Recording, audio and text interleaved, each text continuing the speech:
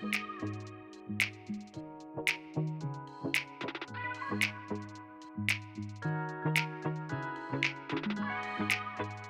welcome to the Holly Hughes podcast. Today, I'm very excited to speak with my guest, Eugene Myers, who is an award-winning author, a gamer, a streamer, a reader, a dad. He has everything in his bio. He is vicariously all over the internet. But I was just saying before we even hit record that he's so quiet about it. So I can't wait to draw you out a little today. Welcome to my show. Hi, thank you so much for inviting me. I'm very excited. I don't know where to start. I have 17 cards of notes of things. They're all scattered over here in front of me. But your bookcase, I want to go on an Oh. adventure there because you The have one so back here? yeah. Yeah, it's kind of a mess. So this is my office, and theoretically, all of the shelves in my office are supposed to have all the YA and like middle grade books. But when we moved in, I guess about 4 years ago, I think it's 4 years, when we were unpacking, things got mixed up a little bit. So there's some adult books back there as well, and some like miscellaneous stuff and like gaming books and things. But that No, but most of you have them all the are fun YA. toys. Yeah, lots of tchotchkes. I do not collect toys that much anymore. I definitely scaled that back a little bit, but these are the things that have accumulated since the shelves were set up, and it's just an array of interest. There's like some Darkwing Duck, a Twilight Mm. Zone, a bunch of gaming stuff. I've got my like consoles, my handheld Yeah, consoles back those are there. so cool. Those are so cool. I have quite a lot of Funko Pop. I'm not really a collector of things. Obviously, I have a bajillion books and whatever. As actually before that we started today, I was telling my daughter I was going to be interviewing you because you signed her Ruby book. So Yeah. for her, she felt like, oh, I'm connected to what's going on today. But yeah, I have Star Trek, Doctor Who, I kind of rotate them a little bit, and then Guardians of the Galaxy. So you and I first met, I can't even remember how many years ago, but it was at Highlights Hmm. Foundation, and you had this thing.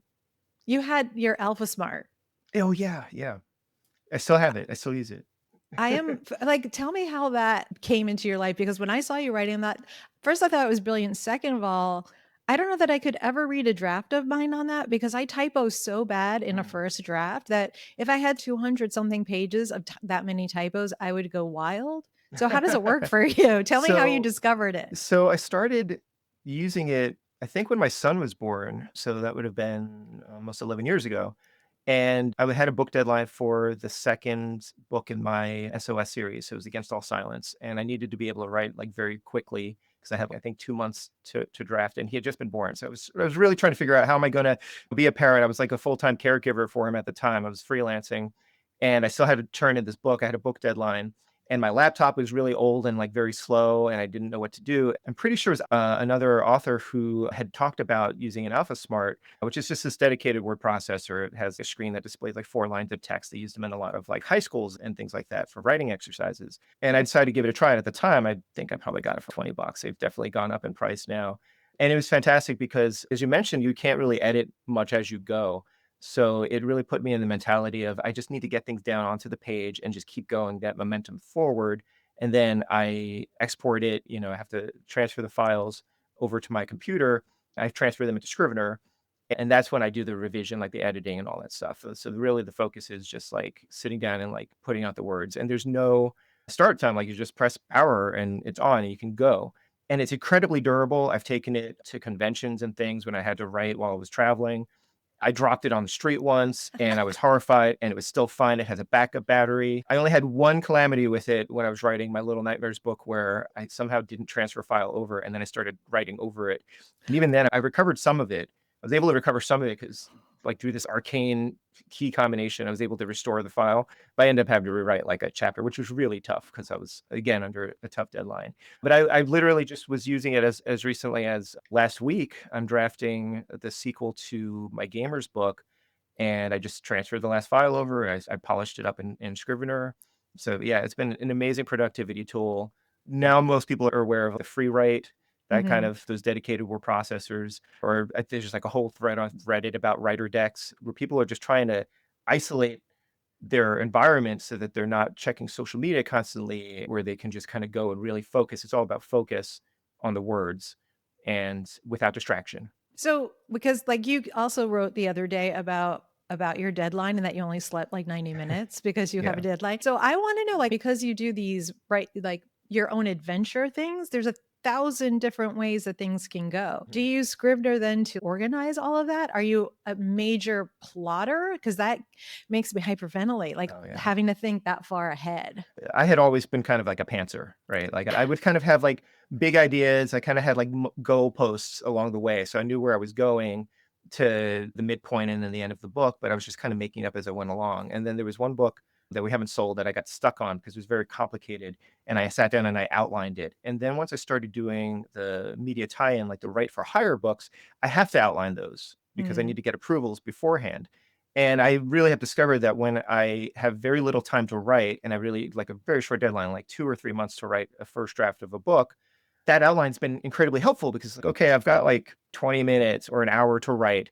What am I doing? And then I just look at the outline and I write that chapter. Now, even with an outline, there's still some room to, mm, I'm still making up a lot as I go, of course. And the story might change a bit as I go, depending on how much time I have to do it. But it's really pretty linear. And on my AlphaSmart, I'll generally do like a chapter on a file, and then that file becomes like a section in Scrivener. And I don't move novels around too much because they usually are fairly linear. But when I was doing my interactive books, Scrivener was incredibly helpful because essentially every page mm. had a file, and I That had makes to make sure sense. that things were linking around. So I'm not really a Scrivener power user. There's lots of stuff that Scrivener can do that I don't know how to use it.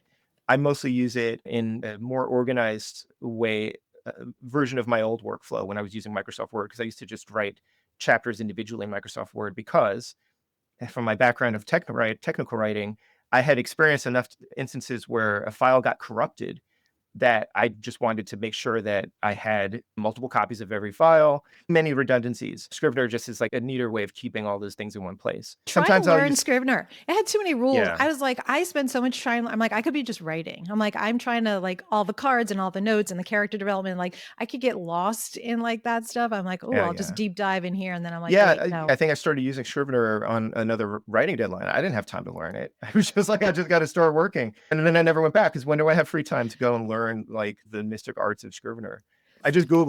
When I need to figure something out, I just Google how to do it. Like, how do I compile this thing? How do I find and replace like all those little things? How do one of the things I really like about Scrivener is being able to like take a snapshot of your draft. And that way you can always roll it back to like the previous version if you needed to without having generated like multiple files. Things That that has would a have been really good for me in one book because sometimes I'll do it. I'll just name it and date it. Then I go to search for it. And I was like, oh my God, yeah. there's way too many of them. But I wanted the oldest version because I didn't like all the edits I had done. And I was like, I'm overwhelmed. I didn't really help myself at all. Oh, yeah. Or sometimes there's a sentence I remember writing in one draft, and I have to kinda click through all of them to find it, and then a lot of the time I discover that I actually already used it. The things that are worth remembering, you do remember them. You know Carrie Ryan? She I uses do, yeah. okay, as a writer, you probably feel the way I do about AI. It's an evil, but it's here. What do we do? But she uses her AI to go through some of her books, say, how did I describe this 2 books ago? That's interesting. That's really Oh, helpful I because I thought had you'd to like reread I that. had to reread Gamers just before I went into revision to make sure that I was being consistent, like Yeah, with character, that. continuity, all that stuff, threads that I had put in there that I had forgotten about that I needed to kind of go back to. Training an AI, I saw some other author was training an AI on his own work. And I think that's a fascinating idea and a fascinating use of the technology. And as long as that's not getting out into the world and other people are, That. profiting off of your writing, that's a whole other much longer conversation. But I'm gonna have to look into that and maybe I'll check in with Carrie and Yeah, see I how thought she's that was doing that. kind of brilliant because she has like series like you do. And she's like, wait, how long ago? And she has a co author, which you sometimes do as well. Yeah. So that way they can keep track of That's who really said what helpful. and how a character described another one. Mhm. Oh, I was like, that's just so smart. When I was working on some of my older books, I briefly entertained the idea of setting up like a wiki because I think Nora Jemisin does that or did that with some of her books because when you have a lot of continuity and a lot of lore, like world building stuff, like having that. But again, it usually comes down to I don't have time to do that. I just have to write and hope that it's going to turn out okay. So for me, like the little girl in me is, oh my God, you're scholastic guy. So like, how does that happen? And how much pressure is that for real to like, I don't know how you're that prolific because I have all the luxury of the luxury that I give myself. Do you know what I'm saying? And Mhm. if anyone goes to your website, right, you're like, there's not like every month you're putting something out in one form or another. I love working with Scholastic, and I'm very happy, to be there and looking forward to, seeing some of the book fairs that hopefully will have some of my books. My son's just turning 11 next month, so his book fairs are a little younger student. I've only just recently started doing some middle grade stuff. So it'll be interesting to see if some of my books start appearing at those book fairs. But how I got into it, so when my son was born, I finished up the Silence of Six series, and I had another manuscript that was out on submission, and we didn't sell it. And I was really feeling kind of burned out because I was still working full time. I was parenting. So I still have a day job. Like my other job has always been writing and editing. At the time, I was a development writer at the Children's Hospital of Philadelphia. And then I was freelancing for a little bit. And then I started working at Family Design Resources. They changed their name since in Harrisburg. And then I went to Jefferson to work in their development office. So I've done a lot of sort of healthcare related nonprofit fundraising, like stewardship type writing. I don't actually solicit the donations myself, but I support the officers. So that's been tough too, because my day job's always been around writing or has been writing and editing for a while now. And so that all kind of adds to the burnout. So I ended up like just deciding I'm just not going to stress because it's like what I should have been doing was writing another book, right? To get out there. But I was like, I'm just going to stop for a little bit, not stress about it, write if the mood strikes me, or sometimes people would ask me to send them something for an anthology. Then I would write a short story. But I was basically on a break. And that's when I started streaming because I was like, I need a hobby. But you could stream for a couple. That's fine. Do you Right. sleep? Sort of what brought me out of my like hiatus was my friend Nava Wolf. She is an editor, but she had recommended me to Chloe Fraboni, an editor at Scholastic, to perhaps be a good person to write the Ruby books. And I had not been familiar with Ruby at all because I had a kid and I hadn't been watching anything. So I checked out, I was like, this sounds great. This looks really great. So I auditioned for that project and they gave me the job. And so that's kind of like what What's the brought me out audition of. like? Do you like sample chapters or? I wrote, it wasn't like a sample chapter. It was, I just wrote a story set in Ruby. Like I didn't really know how Mm. to audition for it. So I wrote a sample set in Ruby and sent that out, just like a little idea that I had. And I guess they liked it. I tried to make it funny, try to hit the vibe. Like I think I'm pretty good at matching the tone of a series and like getting the voices of the characters and things like that. They picked me. And that was for 3 novels, but we kind of took them like one at a time. And I got to work on that. And since then, I mean, those Ruby books kept me pretty busy for a while. I ended up writing 3 Ruby tie-in novels and a book of fairy tales that are set in that universe. And I honestly can say that a lot of the other projects that I've been working on have all been linked back to that opportunity because Chloe moved on to Blizzard. And now Nice. she's been tapping me to write some short stories for different game series like World of Warcraft and Overwatch and things like that, which is awesome because she knows how we work well together. She knows that I can write quickly and then what kind of quality she can expect. Both of my other editors on Gamers and the stream team also worked at Scholastic at one point, and I had interacted with them in the Yeah. past. So when they went to other imprints, they looked to me to see if I would be interested in writing books with them as well. So a lot of those opportunities really came from me not turning down the opportunity to audition for that Ruby series and then getting the job. And then I've done other things with Scholastic as well, like the Five Nights at Freddy's books came out from Scholastic too. And again, because they have worked with me in the past, they know what I can do. Like, how good is your first draft? I want to read a first draft. They have gotten better. I think I've gotten more confident in my first drafts. I used to not want to show anything to anyone until I had at least done like a pretty serious developmental edit of my own and polish. But because of the timeline, I had to relax that quite a bit. And I think that because of the turnaround time, they also know kind of what to expect from the first draft. So my first drafts, when I send them out, have a lot of disclaimers in them. It's okay. There's a bunch of placeholders here. I think I kind of want to like flesh this out a little bit later on. There's lots of room to punch up the dialogue, like all that stuff. My outlines tend to be fairly detailed. So they have a pretty good sense because some of my outlines, I'll actually have dialogue in the outlines and paragraphs that are just like in very much detail. So I don't think there are any surprises when they get the drafts. I've gotten more confident in my first drafts. You know, the revision process is usually pretty fast too. I believe absolutely all of those books could be better if I had more time, but that isn't really a luxury sometimes. But, you know, the books that I write on my own that I don't have anybody lined up to publish, those could end up taking months or years of revision before we even send it out on submission. So when did you first get your agent?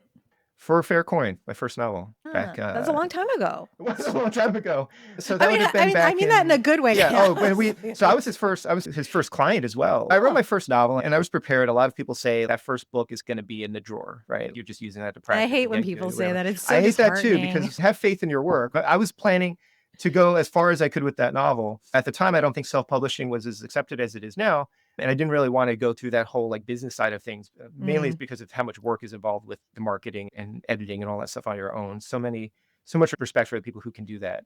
But I had Fair Coin and I queried And I think I was querying for like 7 months or something like that. That's pretty Milwaukee. average. That's pretty fast Yeah, it even. wasn't too Yeah. bad. And it was like maybe I think my list had maybe 33 agents on Oh, it, now go you know. away. 33, that's Ah, nothing. I mean, That's I feel very lucky that it turned out that way. I was a Slush reader, like one of uh-huh. Jabberwocky's Slush readers that picked it out and like showed it to him. And he was actually new to the agency. So when I queried, his position didn't exist. Like he wasn't there. And then by the time I did query, he had been brought in to be specifically like their YA agent. And we've been together for all this time. So it's for fair coin, and that was on submission for like 2 years. So whatever luck I had with getting the agent, like So 2 burned it years up. on sub. Well, he was a new guy, so they didn't know what to expect on him. So how long did you have to edit that? Do you remember? I wrote the draft. I revised it myself for I think probably about 6 months before I even Hmm. started querying any agents.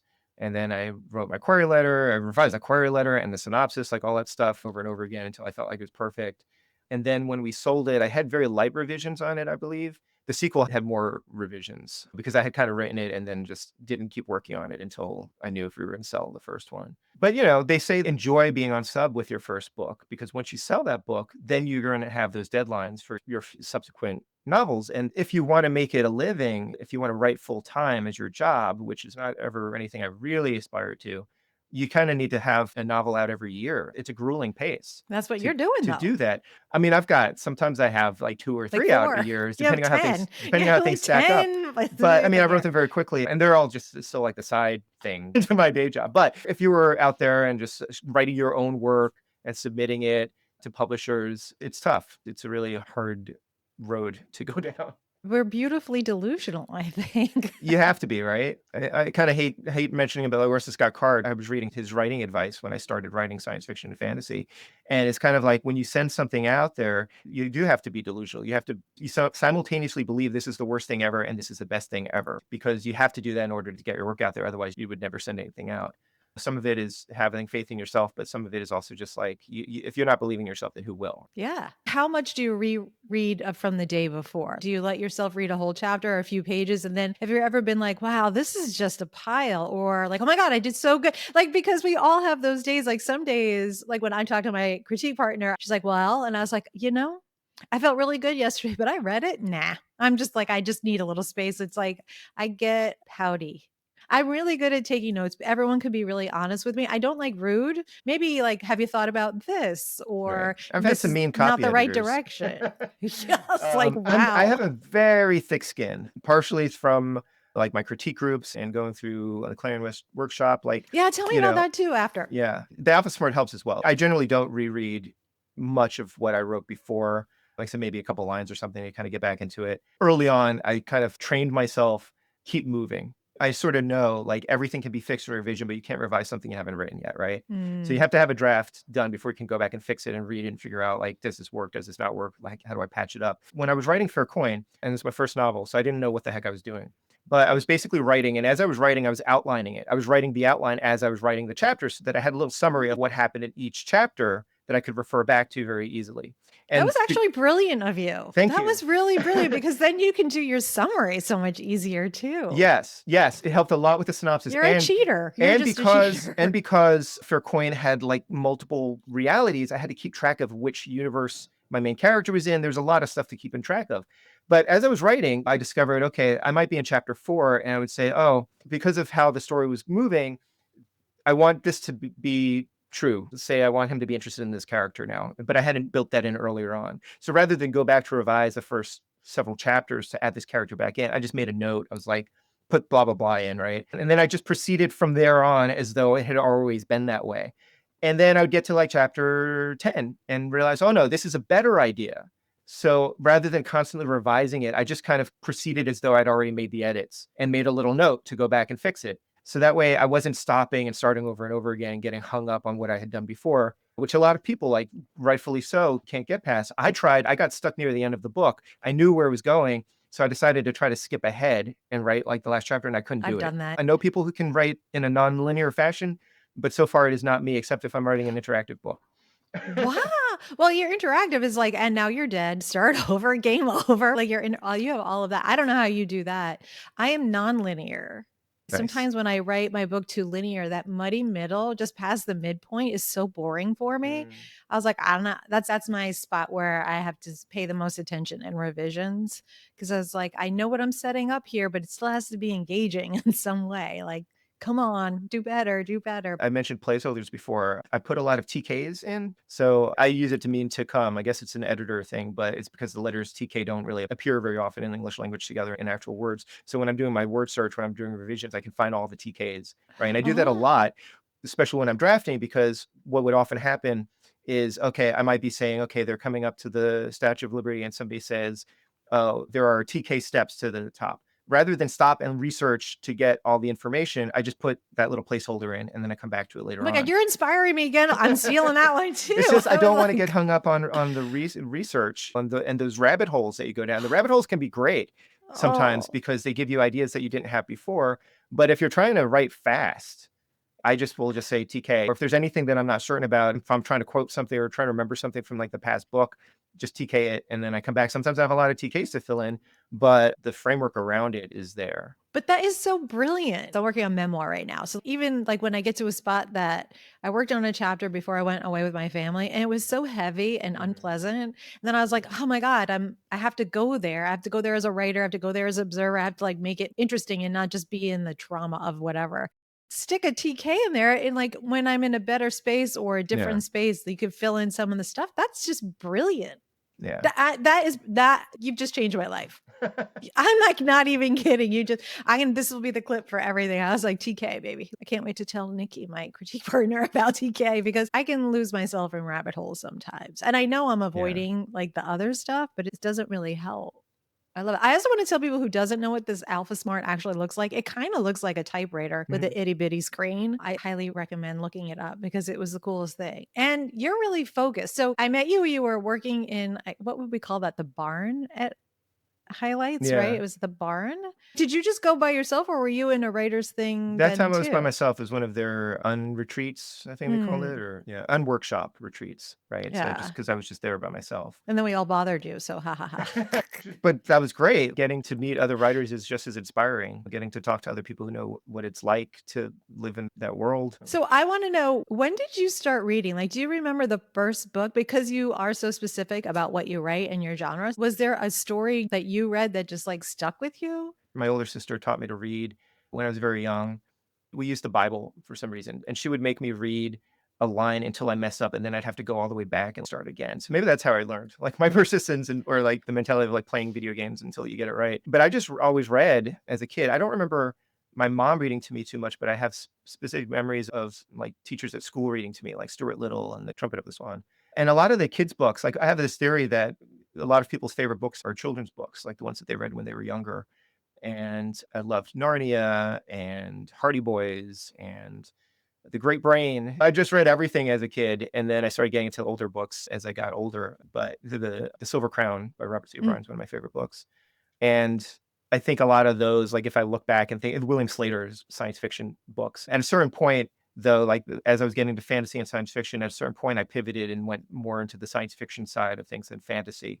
And then, of course, once I got into Star Trek, I was reading like Star Trek novels, and just I read a lot of Piers Anthony. Some of his books are fantastic. Like the first three books of any of his series are amazing, and then you kind of get diminishing returns. Sorry, Piers, if you're listening. A lot of that stuff you can't help but form your writing, but I also watched a lot of TV as a kid. I watched, like, Thundercats and He-Man, and those are all weird mashups of science fiction and fantasy, which I think I've always enjoyed. I'm a Trekkie, but I was like original. I'm like way back. I have had the Star Trek Barbie and Ken in the box as if it's going to like be something, whatever. I haven't followed in all of the universes anymore because there's part of me that just I'm so nostalgic about some things for me that I'm like, I don't know. I know some of the special effects makeup artists on the show. That's kind of cool, like Yeah. one degree of separation, but I also don't have Paramount and I refuse to pay for more channels. I'm So very conflicted about my Paramount subscription, but I'm finishing up Strange New Worlds right now, and it's fantastic. It's probably, I'd say, the most nostalgic of the current Star Trek series. there's something about that universe because we're so human. We're so flawed. Everyone goes adventuring and we're like smarter. We're Mhm. going to bring all of our know-how, but don't mess with their where they are kind of stuff. And I'm like, and you're all so flawed. You're all so flawed. And I love that. Okay, so you also did that was a Clarion. Did I get that Yeah, right? it's The Clarion West. So yeah. So that one was why in and Seattle. how? Tell me about that. when I started writing, I was focusing mostly on short fiction, science fiction, fantasy, sending out to magazines and things. Actually had always wanted to write for television, or I was thinking about writing for television or film. But I didn't want to move to LA and like do that whole thing. I knew that I could send out short stories from wherever, and like they would be published theoretically based on the quality of the story and not because of like who I knew, right? I think I found out about the workshops through like the magazine, like that magazine ads and things like that. But it seemed like this amazing experience. The Clarion workshops are like these 6 week intensive writing workshops where you go with 17 or 18 other students. And each week you have a different instructor who's like a writer or an editor in the field. And it just sounded amazing to be able to go away for six weeks and just focus on writing and have that be your life. And so that's what I was really excited about. And I actually applied to Clarion and Clarion West and was rejected by both of them. Although I think I think they had given me like a weird waitlist thing. And then the following year I applied and Clarion East accepted me, but I really wanted to go to Clarion West. So I let Clarion West know, it's like, hey, I have an acceptance from Clarion East. Do you know how I'm doing? And then they called me back and offered me a position there. So that year, my instructors were, I mean, this was the dream lineup. It was Octavia Butler, the last year that she taught, and then she passed not much longer after that. El Timmel Duchamp, who's an editor at Aqueduct Press, Andy Duncan, who's a fabulous short story writer, Connie Willis, Connie Willis, Gordon Van Gelder, who was the editor of fantasy and science fiction at the time, and then Michael Swanwick, another fabulous writer, both short stories and novels. So that was the dream. Like I was there mostly for Octavia and for Connie. Some of the others were new to me, but I thought they were great, and it was just a transformational experience. Like sometimes they call it like a boot camp for writers. They sometimes will say, oh, in 6 weeks you'll learn 6 years of writing. And for me, that was true. Like my wife, my girlfriend at the time, had seen my writing before I went to the workshop. She saw it like during the workshop and then immediately after. And she was like, you have changed already so much just in the short time that you've been there, because every day you're reading 2 or 3 manuscripts and critiquing them in a roundtable with people. You're writing a new story every week. And I had to break myself of a lot of the writing habits that I had that meant that it would take me months to write a short story.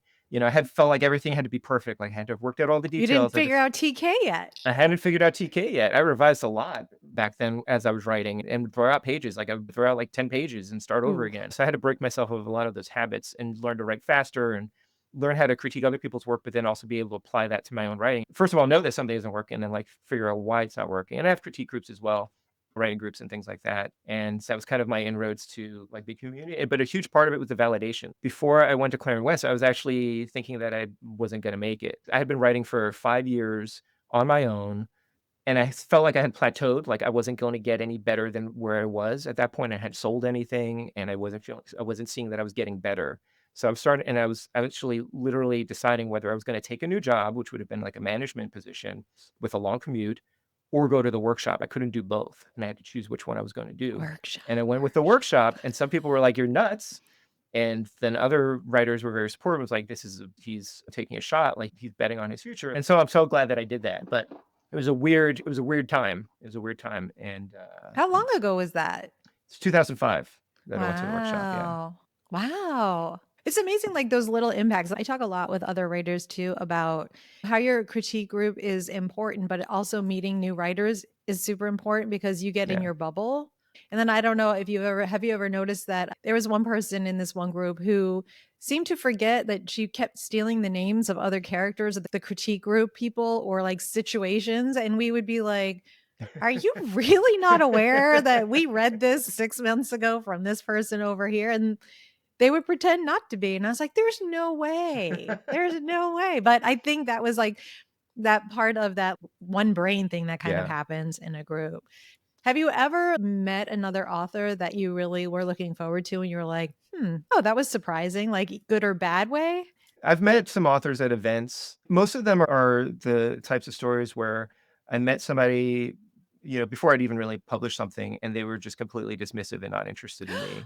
So I would go to a reading or something and meet this author and just kind of get the brush off, or go into some of those like parties, like going to a tour party at a convention, and you can see as you were walking through the space that people were looking down at your name tag to see if you were worth talking to, and then moving on. And a lot of that was it shifted my approach at these things, because when I came out of Clarion West, I started going to some conventions, and I still had a little bit of You the were mindset of like, young. I'd but like I to was like, say, like you were like what, I was 22? 20 something. Don't make me do the math. Okay. Oh, But no math, no math, no math. but I when I first started going to conventions, I was like, I have to meet all these people. I have to meet this editor. I have to meet this person. Mm, Because in my head, it was like, then they will remember me when I send them a story or whatever. And that was really stressful and really not like genuine. And so I sort of mellowed after that and decided I'm just going to have fun with the people that I know. And through that, I started way to meet better. the people that they knew. And so then I didn't have to force the networking. I was meeting people organically and in a much more genuine way and without any expectation of any sort of exchange or benefit from it. And when my first novel came out, I was surprised and just touched because a lot of people reached out to me with like podcast opportunities and like blogging opportunities and things like I didn't have to ask anyone because they came to me. They're like, you have this book coming out. Do you want to be on my blog or can I interview you or something like that? And so I've tried really hard to try to pay that forward as well. Like I want to help other people promote their stuff. It's become impossible to read everything that everyone's written, but I can repost something or recommend something if I have read it.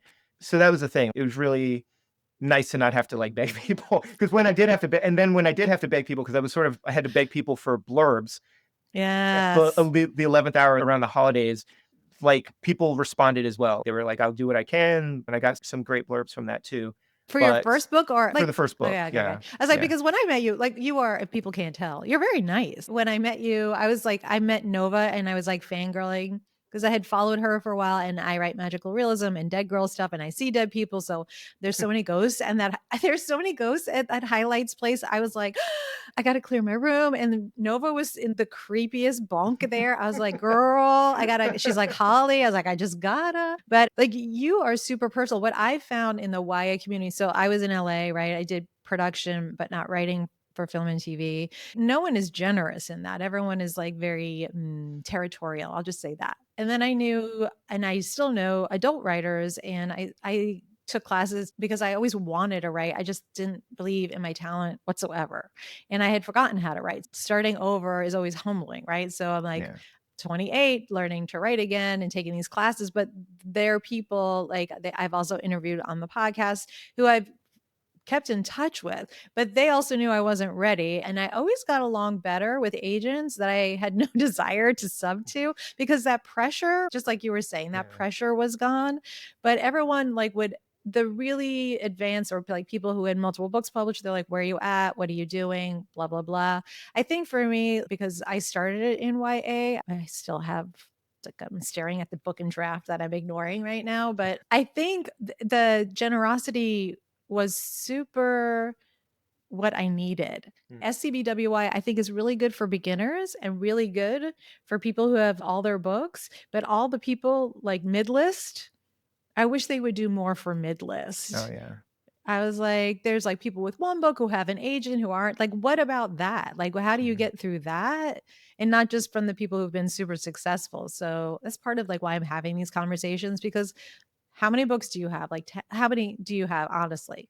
Like So maybe a many. dozen or so. Yeah, yeah. Yeah. I was like, and then all your articles, blah, blah. So you're everywhere. And just like I said, there's videos of you riding in cabs in Denver, like on your way to convent. Oh, yeah, I went there. If you don't think I didn't do all that, I did. I was like, oh, you're everywhere. And you're always kind and you're always generous and you're always just like, yeah, what do you want to know? That makes a difference in the process of wanting to build a career. And then to hear that you still have another, I don't know how you do it, another job, married and children. No wonder you slept 90 minutes for your deadline. Do you have certain hours? Are you like regimented that way? I used to. I mean, kids kind of change everything, right? Because I used to just write mostly on the weekends or before work or evenings or whatever. Since having the crushing deadlines and everything, it really depends sometimes on my wife's schedule. Like, is she around? Because she's very busy. She works as well, and she does a lot of community theater, and she has a pretty active social life. That so one of us has to watch the kids, and then if I'm watching the kids, I generally can't really work until at least the toddler's in bed asleep. And a lot of the time after that whole process of putting her to bed, I'm really exhausted. So my evenings are not the most productive, the most fabulously productive. And I'm constantly changing. And sometimes I'll go through different phases where it's like, okay, I'm waking up earlier to write. Although, so I've been trying to do that more lately. But a lot of the time I was discovering I would wake up early and then my kid would wake up early too. So it's not as regimented as I'd like, but I try to block out the time and my wife works with me. So drafting isn't so bad. I can do that in short bursts, like whenever I have the time. But when I'm doing a revision, I really need larger chunks of time because it's a lot of it like very, very thinky. You have to fill in all those TKs, man. Well, there are too many. Well, for that first pass revision of like a first draft, but when I've gotten my editor letter back and all those notes, and I have to kind of do some structural changes and things like that, or a lot of rewriting, I really need more time to focus on it. When it's really dire, I will take like days off from work to focus. So like I took a week off earlier in the month to like make sure I could stay on track. Like I have a whiteboard up over there that you can't see that has I like have a one over calendar on here. it. Yeah. So it's got a calendar and it shows all my upcoming projects and like sort of my target word counts. And I check off on days that, Oh. that I write so that I can kind of see this visual of like, oh, I'm falling behind. So that helps me kind of stay on track. So, like, usually, like, how fast do you get your edit letter back from when you like, send something It in? depends on the book and the editor. There's usually it could be anywhere from a couple of weeks to like a couple of months. And so sometimes the scheduling, like I might have figured out my writing plan, like my schedule for multiple projects, and then one thing ends up being late, and not necessarily because of me, but because of the people reviewing it. Mhm. That then pushes it farther back, and then I now have overlapping projects and overlapping deadlines. Right now, I have 2 books that are staggered, such Ooh. that I wrote a draft of the Gamers 2, and then I sent that to my editor. She sent me notes, but while she was working on that, I was writing a draft of Stream Team 2, and then I just turned that in, so now I have to revise Gamers 2, and by the time I'm done with that, I'll have notes on Stream Team 2 to get back to. So How many those voices have are been in your necessary. head? How many Too voices? many, and it's funny because this messed me up in some of my drafting. The gamers books are first person present. Each book has a different Mhm. character, POV character, and then the stream team is third person past. So there were Forget it. some chapters where I was drafting when I went back to revise that I was like, what am I doing? Like this, so like half of the chapters in first person present, and I had to change it because I was stuck in my head. Like it just kind of came out naturally that way. So sometimes that happens, but that's why you revise. How many notebooks do you have around? Like, I have a lot of little notebooks when I have an idea, or lots and lots of I Post-its. have How a about you? bunch of notebooks. I still have a stack of notebooks that have every idea that I've ever had and different notes from like different stories or like critiques and things like that.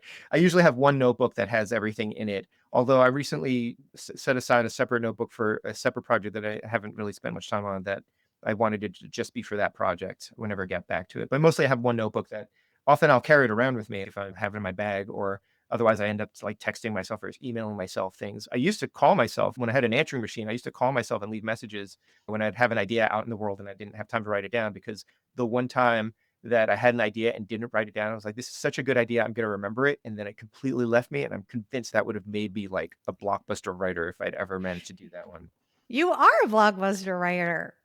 I know. sooner than. Sooner. I like that. I like that one.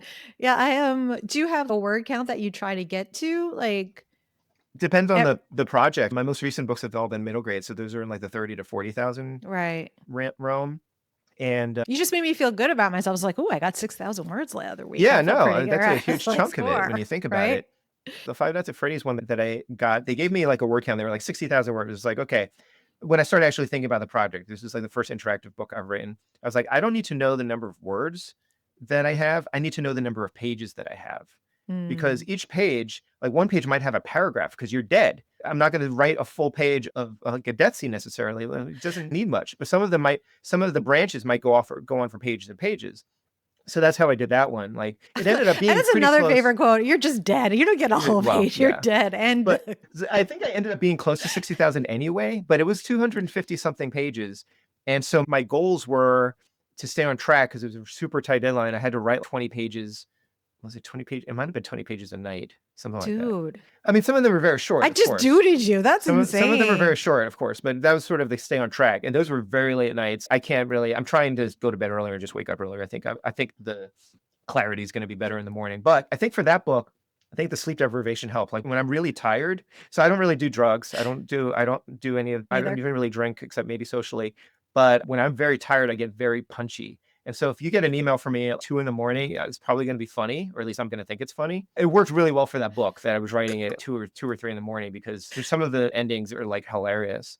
and it frees me up a bit in the way that mind-altering drugs probably free other people. Yeah, I don't do drugs. Like everyone's, I'm like, why would I? Right? Like, why would I? I see things sober. Like, I don't understand people. I don't Like, even have that excuse, I was but like, I do, yeah. but like, this is literally how I drove my family crazy. We drove up to Maine, like to get to cooler temps just like last week, whatever.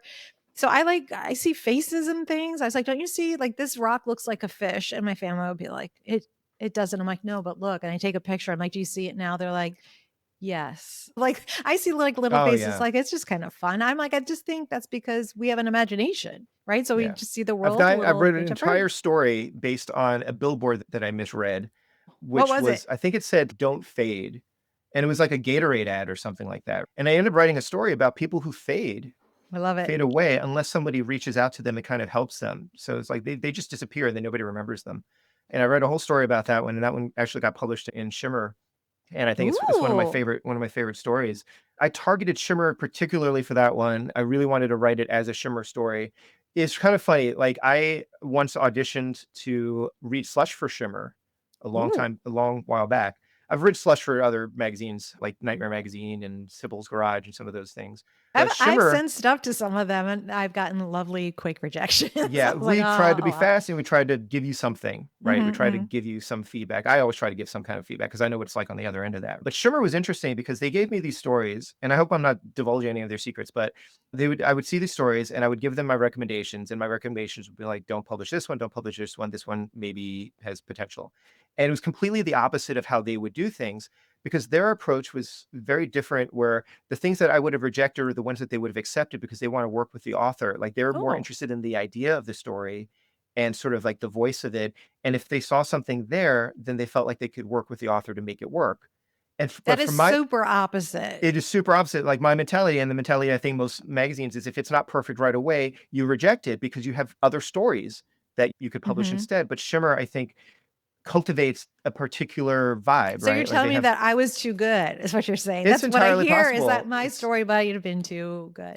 Yeah, No, so that that was really kind of interesting because everything was like flip-flop. So I did not read Slush for them. And then I don't usually write to a market unless it's like an anthology or something. But in that particular case, I was trying real hard to kind of get yeah. that vibe for them. I think the fade thing is perfect. So is there a story that because you have a lot of work for hire, right? Like, does it work with Scholastic? Okay, we have this because you're adding to stories or in that. What was that? Wait, you did that one. I wrote it down. Oh, you choose your own adventures, Yeah. even like you had that iconic logo. So are they like, hey, these are the stories we need written, and you write this one, or Choose pitch your what you no. want for So they that? usually come to me with a specific project. Like Ruby, they were Mm, like, okay, well, we want somebody to write these Ruby books. But then I was able to I pitched story ideas at them. And at Rooster Teeth, like the studio that had the property at the time, we kind of worked together to figure out the story for the book. And then I outlined it and then they okay. approved that and I wrote it. So sometimes you have the freedom to come up with the story. And those are the ones that I usually feel really invested in. I think that a lot of the books, even if they're work for hire books, if you read them, it still seems like something that I would write, right? I mean, obviously I wrote it,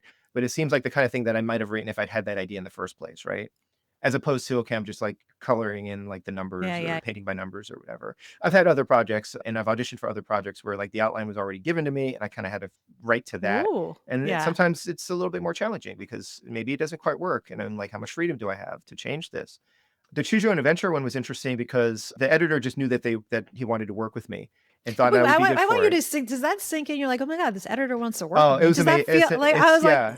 Yeah, like no, I'd be like, it's great, and you're like, I don't want to mess this up, you're right? talking so fast. I was like, wait, that is a big deal. So I pitched like 6 different ideas, and I was thinking about more of the older Choose Your Own Hmm. Adventure books. And one of the ideas was I was kind of riffing on the current trend in anime titles. I don't know how current it is, but it's been going on for a while, but they have these long titles that are just kind of Yeah. goofy.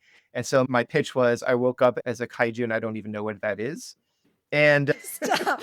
Sorry. That is fucking hysterical. See, that's why it's an adult content, so I could say right, I that. love the idea. Wait, did you write that? You have to So I wrote write a pitch that. for it, right? No, you Like a got little to write paragraph that. pitch for it. But they liked the idea of a kaiju. Like the kaiju thing triggered something with them, and they said, "Oh, we need more of the junior books, the younger reader books. Would you like to write a book about like a baby kaiju?" And when Choose Your Own Adventure says, "Would you like to write this?" The answer is yes. It doesn't matter what it Exactly. is. So I'm like, Whatever, "Yes, I'll yes. do that." And I was very excited about getting to write about kaiju and just getting to write a Choose Your Own Adventure. So I was like, "Yeah, I'm gonna do that." So I did it. I would love to write more books with them. I'd love to write some of the older ones, but just having the book with the I don't logo know. on I it. think they should be tapping you for a K-pop Demon Hunter books. Like, I would write, yeah, for I would sure. write 1,000 of those. And it's kind of interesting for me because I have had this like journey in my writing to explore my own culture more, but I come to it sometimes like an outsider because I didn't grow up like even though my mom was Korean, I Mhm. wasn't steeped in Korean culture growing up. We went to Korea a couple times. I was too young to really appreciate it or really take a lot of it in. So some of the time when I'm incorporating these things, elements into my stories or basing a story around like a Korean folklore or something like that, sometimes I feel like I'm appropriating my own heritage, Aw. right? Because I have to do research just like anyone else would have to do. I don't know this. I have to learn what it's like. But I've been trying to do more of it because I want to see more of it. I want to see more of the stories. I have 2 questions because I don't wanna Yeah. take you all day because I would. I wanna know, like, what's the secret book inside of you that you wanna write that maybe the doors aren't open for you yet? But you're gonna have to do it, and I'm gonna start emailing you to make sure that you get a word in. There's a few stories that I want to write, and the door being closed is only based on like my time, right? Yeah. Like because I've That's what I had mean. because I've Yeah, had yeah. all but the problem is I have these It's deadlines. hard being in demand and asking to be writing Right. a book every Yeah. 4 First months, world whatever. problems. Yeah, exactly. I mean, then people will sometimes ask me like, how do you write? Like, how do you make the time to do it? It's like it's deadlines. Like so I'm joking, but it's also true. Like I probably Yeah. wouldn't write if I didn't have the deadlines. But what happens if I have those intense deadlines and then when I'm sort of between projects or have a little bit of time to recover, then I take a break. And I probably should be working on like my own thing. But I've got a few books, like the one that I was writing at highlights, I haven't finished, and I need to go back and probably start over again and like really outline it because I was definitely pantsing it on that one. And it's about a magical lost and found where a boy appeared there one day. He's grown up there, so he's only known this space. So I've partially written that. Hello? I Um, want that. Wait. What age bracket is that? that would probably be middle grade. I was thinking middle grade Okay. for that one. And then like I want to do kind of a retelling of Harriet the Spy, Oh, yeah. but I've been doing more. I've been integrating gaming into my stories more, I've noticed. and so it would be somebody who makes a video game about people at a school. The weird thing I want to do is I kind of want to explore playwriting a little bit. I kind of want Oh. to figure out how to write a play. I have an idea and I probably should just start writing it. After this next book, after these 2 books, I currently don't have any contracts. So if anybody's looking, now's the time to get me, but I also will probably just pick some project and just go with it. What is it about a play that makes you wanna go there? Is it Honestly, actually seeing it acted out? I think part of it is actually I'm not even looking that far down the road. Part of it is just Oh. learning to write something new. Like I really enjoyed when I was learning how to write novels and then it's like submitting novels. It's like learning a whole new business, like a Mm, whole new side, aspect of writing. So I think just the element of like just trying something different the is part script. of it. Because I can't imagine it's a particularly lucrative field. I don't know that I'll ever see anything performed, but that would be awesome if it happened. I've had a couple of books that were supposed to be there was like The Silence of Six was actually in development to be a Netflix movie, and then the publisher was like acquired and it just went away. But I've seen drafts of the script and I talked to who was going to be the director for it. So it really feels like a missed opportunity. I'd love to see more of my stuff kind of performed. I did get to write an episode of a Ruby short series, which was really cool based on one of my fairy tales. And I've written some podcasts and things like that. So it's been really fun to get to see and hear things being performed that I've written. So I guess I'd like to see more of that. Yeah, I'll have to go look. I actually interviewed her on my podcast too. Her name is Michelle Brooks, and her play is Hitler's Tasters that's been Oh, all cool. over. There's irony. It's funny, although not funny, right? And she told me, I can't think of the name of it, but I'll go look in the episode, and it's a place where playwrights can go and like read other playwrights' work. I'm on there. It's New Play Exchange, No, it starts probably. with an O, I think. Oh, okay. It might be a different one. It New might Play be something. Exchange has a bunch of Okay. plays up there as well. Some of them have been performed and some of them are just for people to Okay. to share. But yeah. I just like love connecting and inspiring. Okay, so we spent a lot of time together, but it's the time for my favorite question, which is if you came with a warning label, what would it be? It would probably be puns inside. Watch out. Nice. Especially late at night. Especially late at night. Yeah. Yeah, fortunately, my son is at the age where he will laugh at a lot of my jokes still. Oh, So, my you got wife few more years of that Yeah, a little bit. maybe. He's making puns too, so he's learning. It's actually almost Oh, time. I think it's almost time to introduce him to the Phantom Toll Booth. He reads anything. He started reading one of my Ruby books. He read Roman Holiday. He read a good chunk of it. I don't think he kept with it, but yeah, probably more middle grade. He was reading the FNAF book, which is thank oh. goodness because I wrote it for him. Like when they invited me to write it, because this one I didn't have to audition for. They Scholastic invited me to write it, but possibly because they had such a short turnaround, I should have said no because I was writing Gamers and Stream Team at the same time. You never say no, though. Well, you never say no. I did say no to some other project, which I won't mention, but it depends on the project. But yeah, overall, I tend to not want to say no because I don't know if they'll ask again or what the opportunity would be. But because they said it was Five Nights at Freddy's, that's one of my son's favorite things, like in the world. Oh, And I was like, I have to do this because I've always wanted to write an interactive novel, and I also this is like my chance to write something that my son will actually think his dad is cool, you know, because of this. He's aware that I write other books. Like I think on some level he thinks that's cool, but I haven't written anything that he's like really interested in, right? Until the FNAF books came out. that's So pretty cool. I did a like when I did my TED Talk, my daughter's school asked me to like speak in front of people who want to be speakers, and they're teenagers, man. I don't like high school. Like, I don't know that the smartest thing I've ever done. That wasn't really enjoyable for me, if I'm honest, but whatever. I'm always honest. But I just remember how the whole room turned. They're like, "So how much did you get paid for that?" I'm like, mhm. "Nothing." And they all like every collective like creative person just left the room. I was like, "Yes, it's important to know your worth and get paid." And that's my little soapbox. I think TEDx can do better by the people that they asked to do all that work for. But it was like a fascinating thing to see like some creative people being like, "What? You're not paid millions of dollars, or you're not rich and famous?" I'm like, Right. "No, man. I'm in this high school auditorium with you right now. Like, what are we? How are we going to inspire you to like go share your voice and your story?" They're like, "Man, next." One of my coworkers at a job when I worked at the Children's Hospital of Philadelphia and I was in an office, right? One of my coworkers came up and he's like, "So how's the book selling?" And I looked at him and said, "Well, I'm still here." You know, that's my I go-to. hate that I question. I know. How's the hate book that selling? I don't know. question. Half the time I don't know. Half the time the answer is bad. Or it's like, yeah, I bought a pizza last night or something like that. I've gotten decent money for some of these books. The work for hires, of course, are like you Yeah, get paid once for those. Like I never will get royalties for most of those I projects. know. But a lot of the time, like that money's already, I'm going to pay bills with that money. Like you're going to Yep. pay off credit card debt or whatever. Like it's already spent half the time. That's my pet peeve on every movie about an author. Oh Yeah. my God, the luxury in their book tours and everything. I was like, I usually will buy please. myself one like luxury item, like one stupid thing with a book when I sell a book, like a game console or something like that, that I probably wouldn't otherwise buy or would feel extremely guilty about Hmm. buying because it's expensive. But that's how then I remember that, yes, I was paid once upon a time for this because that money's gone. And then I got to pay taxes on it. It's Oh, and then your agent gets a piece. my Let's agent not gets depress the some people of that. listening. We Yeah. want you to be creative. We want you to share your stories. I mean, there are Keep lots of writing. success stories out there, Mm. and people you do get those book deals and then get movie deals, and it's just it can't happen, and you have to keep thinking that it might happen for you. Otherwise, again, you have all those voices in your head. You have And to it get also them might out. take a long time. It might take 20 years. You don't know. You don't know who's going to find your book when or what Yeah, opportunities are going to come from that, you know? that is very, very true. Yeah, don't give up. All right. Well, okay. So, how can people find you? Where do you want them to go to get your books, see you, read more about you? Yep. I spend a lot of time on Blue Sky. That's where I'm probably most reachable. I have a website, ecmyers.net and .com, where you can keep up. Like I have a blog there that I don't update very often, but that's kind of where you can find all the links to my books that are coming out and stories and things like that. I do have a Facebook page, Flip the Coin. But yeah, generally, like the website will point you. Actually, I have a link tree now. I did get a link tree. When all Oh, the good social media was sort of job. fracturing, I was like, I need some place where people can go. And on YouTube, EC Myers Vids. I stream old video games every Wednesday night at 10 p.m. Eastern. Is And that what then time you start? that's when I start, 10 p.m. Eastern. They're And fun. I'll go as late as I can go, usually at least a couple hours. But You sometimes if I'm do. really into a game and I don't have anything pressing the next day and I'm not completely tired, then I'll go a little later. You're really good at interacting during that, by the way, too. I don't think I could multitask like that.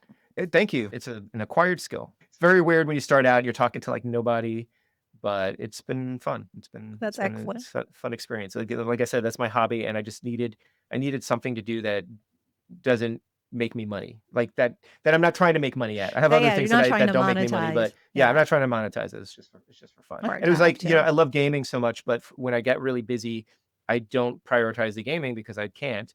And setting up like a regular stream at least once a week forces me to play a game for an hour or so. So that's kind of how I settled on I like streaming. that. Yeah, and it's been like 7 or 8 years, and I'm actually pretty proud that I've only missed it like a handful of times for various life reasons, like I'm sick or we're away or something like that. So it's one of the things that I've done like most consistently for the longest time, aside from writing. That's good. Well, thank you so much for joining me Thank you. today. This has And been thanks great. for listening to the Holly Hughes podcast. We'll see you soon.